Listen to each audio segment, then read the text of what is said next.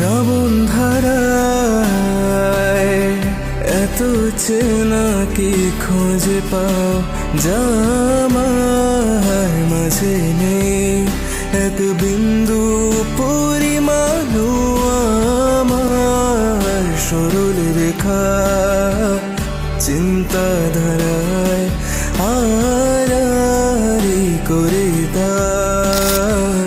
কাটো কেন নাকি কাঁদিয়ে আমাকে সেই চোখে জলে ভেজো, তৃষ্ণার তো হৃদয়ে শুধু আমি মরিচিকার মতো।